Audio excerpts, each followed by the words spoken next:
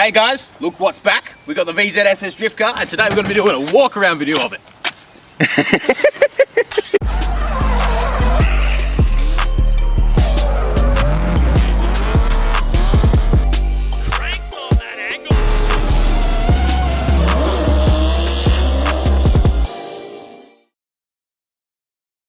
Alright, so this is by far my most requested video. I've had to make a list, so you're going to have to bear with me on that. I don't want to forget anything and I want to make sure I do everything right. So first off, a couple of huge disclaimers. This is a very overbuilt car. You should not go to this level to build your Commodore. You don't need any of this. They perform really good stock, so don't overbuild it like I have. The second thing is, it looks a bit trashed right now. I normally give it a birthday every now and then and update with newer panels and stuff, and it's been a few mat series since that's happened. So yeah, just excuse some of the mess. We'll be fixing that in some upcoming videos. So yeah, let's get stuck into it. Alright, so we'll start with the basics. It's just a 2002 VY SS Commodore. It's got VZ conversion front and rear, a whole lot of weight reduction. Got the world's ugliest guards, so excuse them, we're going to be fixing them. I don't like running it like that. We got these Lenzo wheels, 18 by 10 plus 22 in the back, and 18 by 9 plus 32 in the front, 235s all around. I just run China shit on the back, and it's yeah, pretty good. Alright, so as you might have been able to depict, we've cut a lot of weight out of this car. As you can see, we have 1mm Lexan windows on the rear, which I do want to upgrade soon. We might go to 3mm because they're a bit flimsy, but they're good for weight reduction. In the front, I have some 3mm bolt-in ones that I just bolt in when it's raining, and also we'll show you some more of the weight reduction. As you can see in here, we have all of the floor cut out. We basically cut the car off behind the rear quarters and tube frame the rear. And moving further around the car, cut all of the doors out. I think I cut like 13 kilos out of each door. So there was quite a bit of weight saving there. And the front is the same as the rear basically. Straight from the strut tails, we cut off the inner wheel tubs and then cut the frame rails off here and tube framed the lot. We've got huge back bars in here, and yeah, it's really good.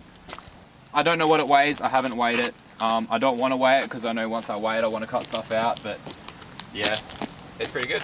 Alright, so as you can see, we made the bonnet fold up like this.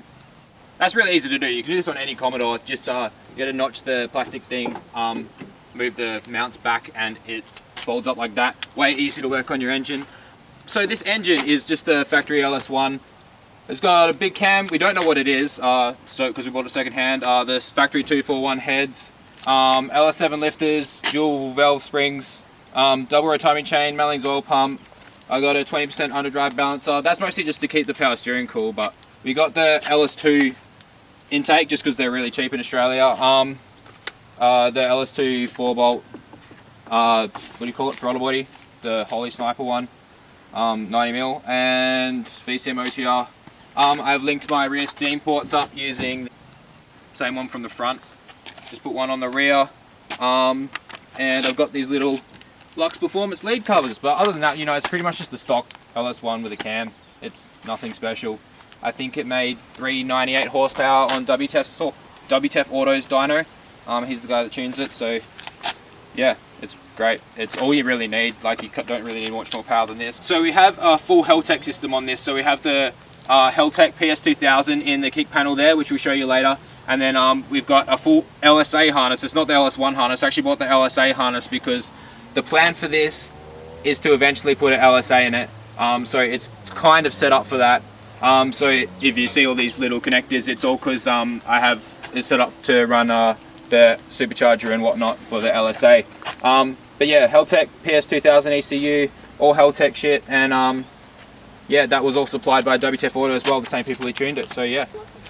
So the gearbox in this is standard with the car. It's basically just the stock T56 that these come out with a twin plate extreme clutch and a GM rip shifter. I've changed all the brake lines and whatnot to lines made by PSA Precise. Alright, so as you can see, we've got a big fuel system in here.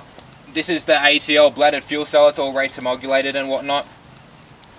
And we have a Walbro 460, that's all we need just because it's NA, we're not running any boost or anything, so we don't need a big pump. So just a Walbro 460 pump inside the tank feeding a Holy fuel regulator with a speed flow filter, and it's all speed flow lines all the way up to the front.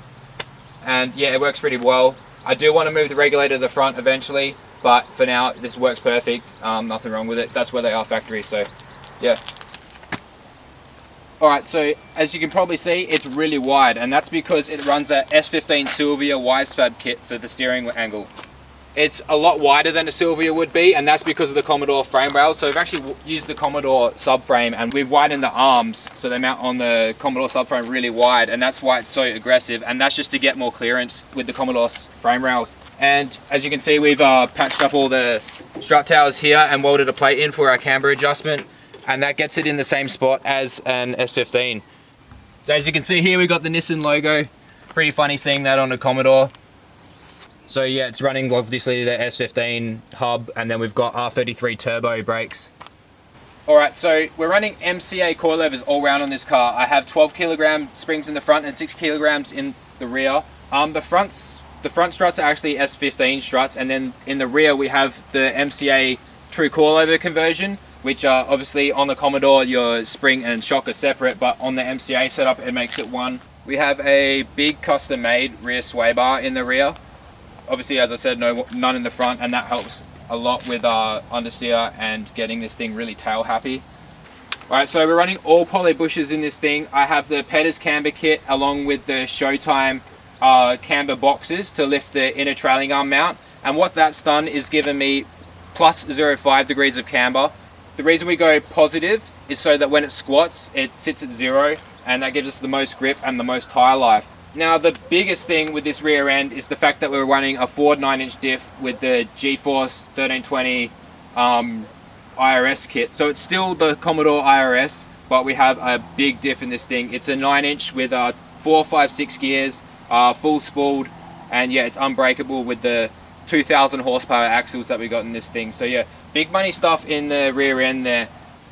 I wanted to make this thing as bulletproof from obviously the engine back. I hate breaking stuff back here, so we're also running DBS big horsepower drive shafts made by DBS here in Perth, and yeah, that makes it pretty much unbreakable for the rear. Alright, so in here we actually have the Showtime dual caliper kit. We're running 2 just standard SS calipers on the back of this thing, linked to the hydro, which I'll show you later when we do the interior. And then also we have a full 3-inch exhaust. We have some crappy eBay extractors, along with I have a custom made cat back, and what actually what I've done is used VE Ute mufflers, and what that allows me to do is just grab any of these mufflers off marketplace, just any aftermarket Ute mufflers, and bolt them on. So if I say I ever want straight pipes, I can literally just buy some off marketplace and throw them on, and they will bolt on. So that is really handy, and they look sick. Alright, so moving on to the interior, we actually have a 6-point roll cage in this, all cams approved and logbooked and D1 passenger approved. So I can take passengers in this thing. We have Velo race seats, Velo harnesses, also got a Velo steering wheel, all the safety stuff. This car is ready for passengers at pretty much any event.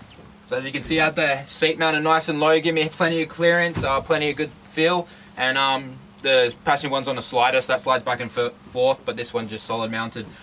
Alright, so we're just running an eBay hydro, nice and firm with the 0.75 Willwood Master. I do recommend getting a name brand Master when you use your eBay handbrake. The eBay ones are crap. I have a GM rip shift shifter. The Heltec PS2000 is down there. We have full race car wiring, all these switches here. I made all this. I do want to redo it eventually, but this works pretty well for now. Oh, we got the fire extinguishers here. We got passenger and driver, because that used to be a D1 rule where you had to have 2 fire extinguishers. We have a 2 kilogram battery back there, the lithium 750 cranking amps one. They're really good, kind of expensive, but they save like 20 kilos. As you can see, I'm not running a dash. I do want to run one eventually. I got to get one bent out of aluminium, and then I'll mount this on it. This is the Heltec IQ3 dash. Love this thing. And then we have a speedo here. This is just the King's GPS speedo. wired into the car. All right, so we have everything wired up here. You know, we've got all the basics. We have neons on the bottom of the car wired up to the lights, so that's pretty fun. Other than that, we just have really just the basics. Everything's pretty much been deleted that we don't need. Don't have indicators or anything. We just got the hazards. Yeah, basic race car stuff. Yeah, that's pretty much it, I think. Alright, so I want to show off what this car can do in this video. Unfortunately I can't just do skids here, obviously we'll end up on a car and a fair, but we have an event tomorrow. It's at the Midvale Speed Dome, so we're going to head down to that and we'll cut to that, so that's where this video will go next.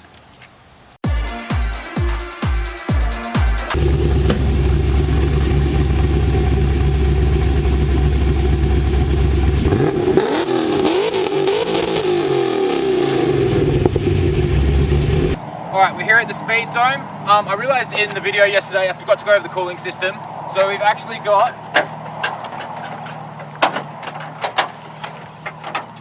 a 52mm radiator in this. It's VZ conversion, so we lose the little yellow thing. And we've got a big power steering cooler, 71-degree thermostat, and 20 psi cap. And yeah, it stays cool just on that. Alright, so I'm going to put a heap of footage at the end of the video from this event so you can see what the car can do. If you want to see me do some of these walk-around videos of some of my mates' cars, I can do that. So comment below if you want to see that. Also, subscribe to the channel if you want to see more videos of the SS. I'm going to be doing some build videos of it and things that I want to do to it. And yeah, I'm going to leave a heap of footage at the end of the video, so enjoy.